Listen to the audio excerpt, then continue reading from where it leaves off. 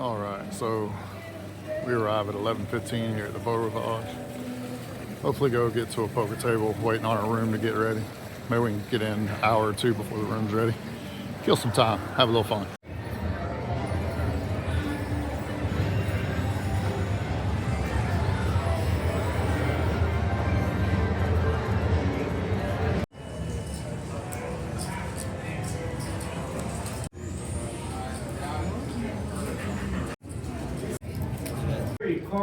What's up, my poker peeps? It's your boy the Hatter. We are here in Biloxi, Mississippi at the BEAU Rivage. We got here yesterday. It was rainy, windy, cold, just nasty, and I would have never thought I would have went on the instant heater as soon as I walked into the BEAU Rivage as I did. I didn't put in a lot of hours. To give you an idea, I woke up at 4 a.m. in Florida, drove 6 hours out here to Biloxi, got here about 11 a.m. I walked into the BEAU Rivage at 11:15. The reason I know that is I made a little clip. I think I showed it at the beginning of this video. And I decided to sit down and play until my room's getting ready. Even though normal check-in's at 3, I told them that I was arriving early, so I was hoping that they'd get the room ready a little early so I could unpack the vehicle and kind of get settled in, because if you saw my Fade the Hatter videos and some other stuff, I was just been exhausted the last couple of days. Not the best mindset to be playing poker. But we sit down at a table, excuse me, and when I say we go on one of the biggest heaters when it comes to promotions that I've ever had in my entire life. This may be the biggest. What I'm about to tell y'all, I couldn't write a better script coming into Biloxi than this.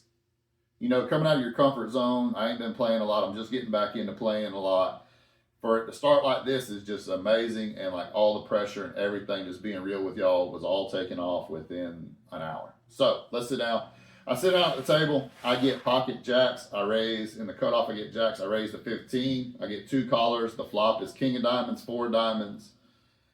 Comes to me. I see bet for 15. I get 1 caller. Other guy folds. Turn is the 5 of diamonds, bringing in the flush. It goes check, check. At this point, I'm pretty much, the hand's kind of over. I mean, there's a lot of things that have me beat now. It goes check, check, though. 8 of diamonds on the river. It goes check, check. And we actually have the winner. He had pocket 6s, no diamonds.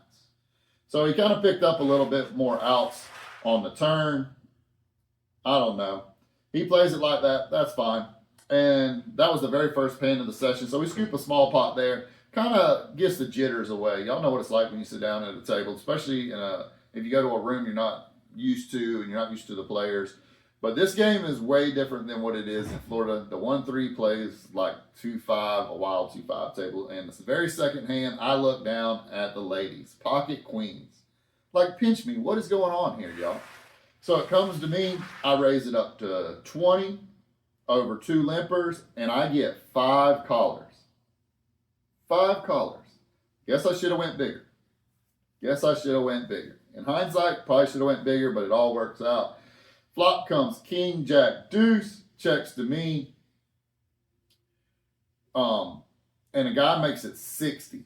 And I go ahead and release the queens. The turn's a 5. It ends up the guy had ace king in the end, because he ends up betting 135 on the turn. But he shows that he had ace king. He takes it down. So he flats with ace king behind me. Just keep that in mind. Just trying to pick up on how these players are playing. Like I said, thinking back now, I'm so used to the 1-2 streets. Like, I guess, 10x is kind of, I don't know. I don't completely hate my raise size, but maybe 25 should be the number there, since there was 2 limpers. Anyways, easy lay down with the queens there. Was the right decision. Lets me know that I'm playing all right. We've been sitting down for about 30 minutes when this hand comes up. I get ace king middle position. Tighter guy opens to 13. I like 3-bet up to 30, trying to figure out how strong he is. He's the only person that calls. The flop comes king, deuce, 3, rainbow. This player type seems very, like I said, tighter. I don't expect him to be getting out of line. So when he checks to me on king, deuce, 3, rainbow, it's so dry. I got ace king right here. I go ahead and go with a little deception here, and I'm going to check it back, hoping to get value on the next 2 streets. The turn is an 8, and he bets 45. This is a great situation now, because now I'm thinking that he has something under the king, maybe like jacks, queens, something like that. and now, or tens, and he believes that he can go ahead and bet, thinking I don't have a king. He bets 45. I call for 45. I could raise here, but I think raising just gets him to fold all the hands I just mentioned previously. So I just go ahead and flat to 45, hoping that he's going to barrel the river. The river comes at 10, and now he down bets to 20. I could definitely raise here, but I don't believe in any world against this player type a raise is getting called by worse. I don't even think that he would call king queen here. So he bets for 20. It's just a blocker bet is all it is. He's trying to get to value or get to showdown, kind of cheaply.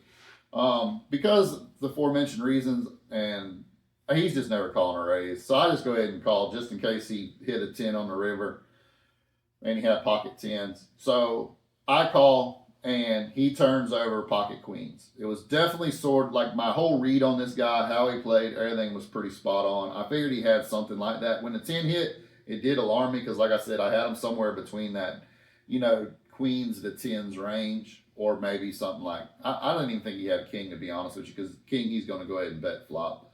So we go ahead and scoop down that pot. That's a nice little pot. And then we come to the hand that really started this insane heater for me. So I got pocket 5s and a small blind. Middle position makes it 13.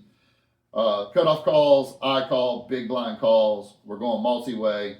And the flop is 10-6-5 rainbow. We flop bottom set. We have not been flopping sets, y'all. To flop a set here in Biloxi, Mississippi at the BEAU Rivage with all the action going on, the pot's already been built a little bit. This is a beautiful situation. Beautiful situation. So the original raiser continues for just 10. I call, big blind calls. So there's 4 of us going to a turn, and the turn is a 5. Now, to go back, I definitely could raise the flop. I'm just trying not to scare these guys off. When the guy down bets to 10, I feel like he might have ace king or something. And at this point, I'm hoping like an ace comes off or a king or a face card. I mean, I could be letting someone with a straight get there, or a straight draw like 7-8, 9-8, but we can't be scared of that stuff. We're trying to get the max value here. We're trying to keep people in to make our move later. So the turn comes a 5. Now we have quads. I'm not even thinking that this is high hand or a possible high hand. I don't think about promotions. I'm not that guy. I've said this on this channel before. It's not who I am. I don't go to play promotions. It's just part of the game. If they happen, they happen. I don't play for them. So when the quads hit, I'm like, oh my goodness, here we go. So I check. Now the big blind bets 20. And he's been a little bit more aggressive than the other guy. The other guy folds. It comes back to me.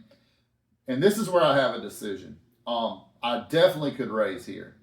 But because of just even being there for an hour, now this guy's super nice. Me and him have been talking, and at this point, I believe that if I raise, I'm probably going to blow him off of whatever he's trying to do here. Nothing says that he has a big hand here. But if he does, say he has like, I doubt he had pocket 10s because he would have 3-bet from the big blind. But he could have maybe like pocket 6s, which would be the awesome cooler right here. But let's say he has 7-8 or just a weak 10 or another pair like 7s or whatever. I want him to try to catch up because I know I'm way ahead. So I go ahead and just flat call and I check blind. This is risky, but I want him to believe that I'm on a draw. And that's why I'm checking blind, hoping that he's just going to automatically want to take the bet out there and take it away from me. It's sort of my thought. So I blind check. The river card is actually, where am I at here? River card is a deuce, which is a nice card. It doesn't bring in anything. I check it to him. He makes it 25. I think for a second, and I raise it up to 75. He folds. He said he had a nice 10. I'm guessing like queen 10, king 10, maybe even ace 10 there. But he goes ahead and folds. It just shows like already the table image I'm starting to get. I roll over the pocket 5s and show them, and that's when they tell me, hey, that's high hand. So the dealer calls the floor over there, and the way the high hands work there, if there's, for a qualifying hand, it has to be aces over kings, and I think it's every 2 hours they reset it.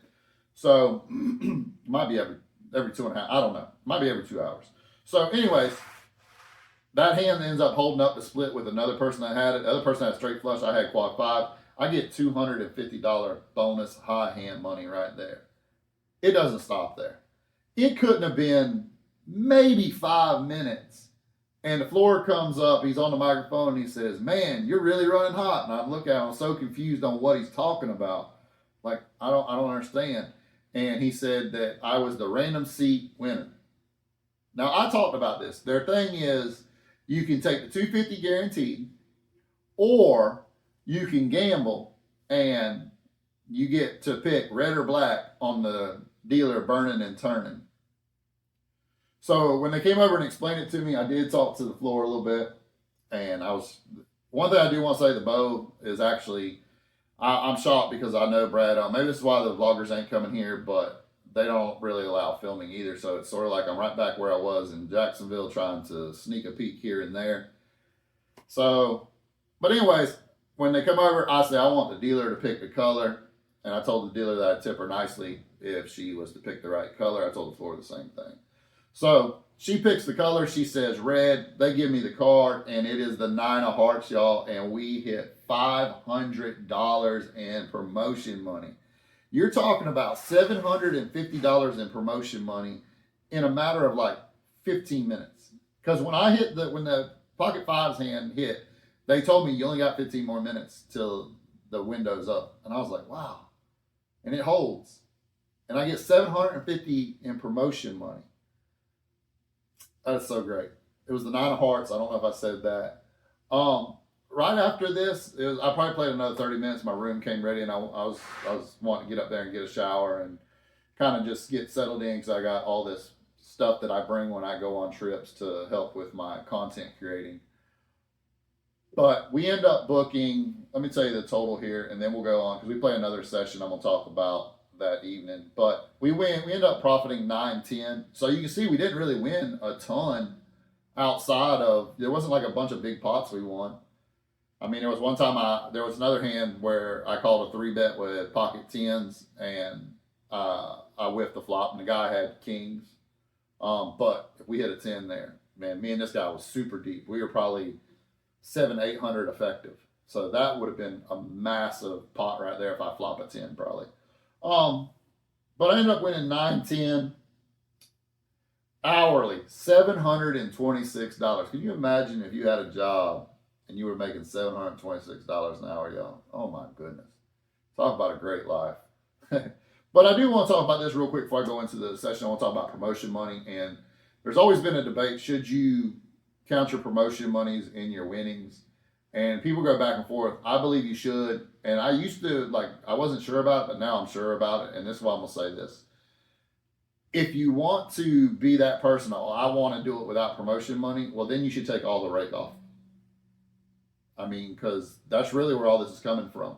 To give you an idea, at Jacksonville Best Bet, on a big pot over $50 that you're scooping, $7 is being taken out. $5 for getting over 50, the 10% that caps at $5, and then $1 for the bad beat jackpot, $1 for the promotions. That's $7 rate coming out. So in reality, when I win this 750, pretty much the next 100 pots that I play at Best Bet, I'm pretty much counteracting the rake. I believe that's a great way to look at it. The next 100 pots, I'm pretty much counteracting the rake that's being taken out of my pots. So I definitely think that you should count your promotion money if you do win any, which usually I don't.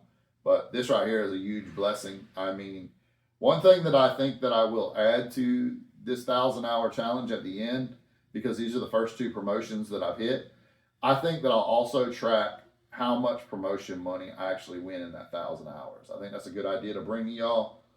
As y'all know, I'm not a big promotions guy, but I think that'd just be another cool stat for y'all to see. So I go up to the room, get a shower. I doze off for like 20 minutes. Called my wife, talked to her, told her I was safe in Biloxi and everything. And then I go to a couple of casinos just to look around. It's been a minute since I've been here, almost 6 months since I've been here.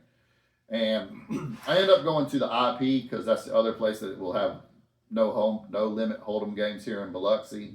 So I get over there and I get put on the wait list. When I looked on Bravo, there was no wait list. When I got there, I ended up being 4th on the list, and it was moving slow. So it took about an hour to get a seat. I sit down at that game. I don't know what it is. I was talking to a friend of mine this morning about it. I don't know what it is about the vibe over there. It's just, I don't know. I mean, the game was all right. There was probably 6 rocks at the table. If you don't know what a rock is, that's just someone that's sitting there playing super duper nitty. There was other people that were playing. A couple of them were, calling a lot of flops, but they were calling them with decent hands. One hand I saw that was pretty impressive is 2 people had aces and 1 had kings, and all the action was pre-flop, and the kings actually laid it down pre-flop, which is pretty impressive. It kind of tells you how the players are playing. I understand that it's a lot of action, but for the lady to lay the kings down was pretty impressive. Also, I saw another guy. He laid down ace queen he raised pre, got called. The flop come ace queen jack. He continued. The guy called. The turn is a 9. He bet again, and the guy check raised him that on the street of the turn, and he laid down ace queen. From live reads, I thought the guy had a monster. Whether he flopped the straight with king 10, the only hand I think that he could have, the 2 hands that might have been possible that the guy was beaten with ace queen was either ace jack or ace 9 suited.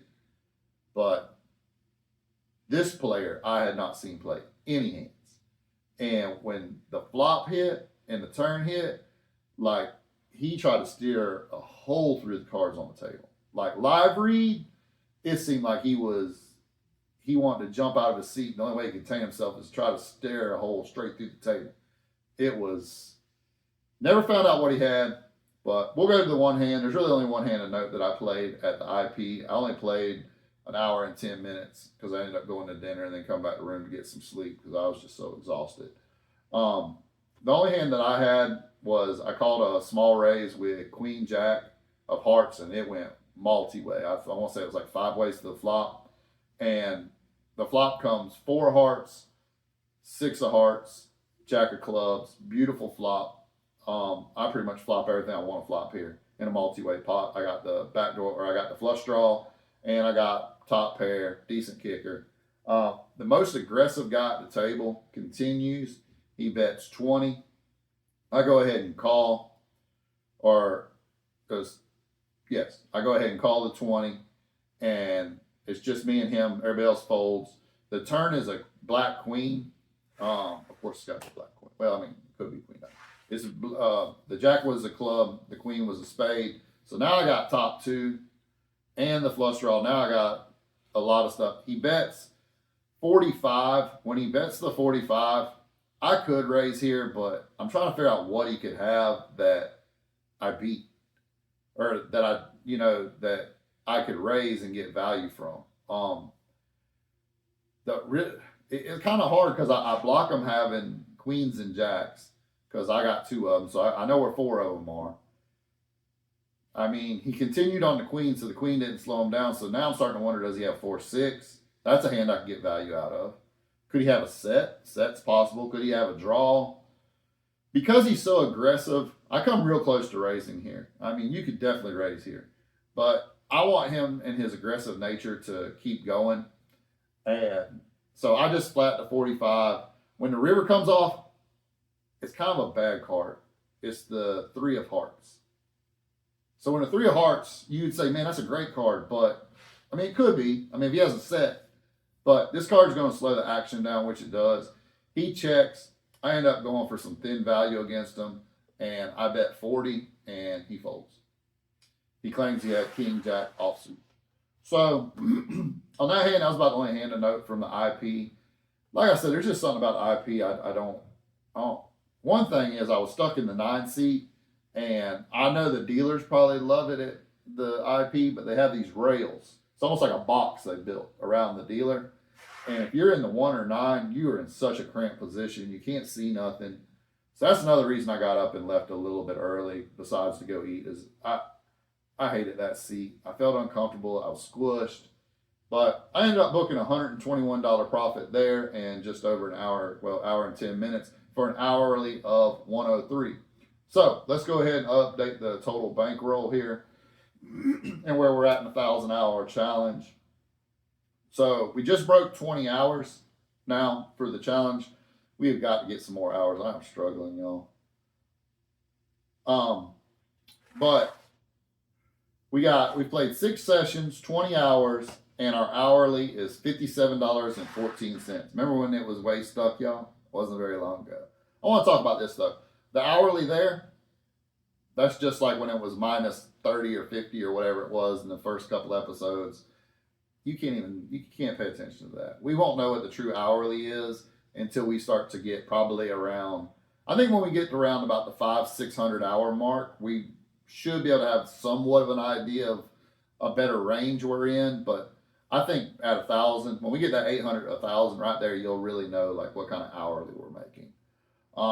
Total profit, we're up to $1,117. We are in the green, y'all. We're in the green. Who would have thunk it? Who would have thunk it? Your boy's in the green. I've won 67% of my sessions.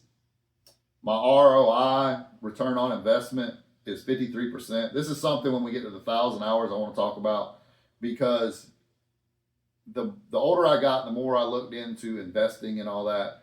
Really, everything comes back to ROI, and I'm interested to see what the ROI in poker is compared to investment. I know a lot of people are going to come in here and go, that's silly, but I just want to see what it is. I'm really interested.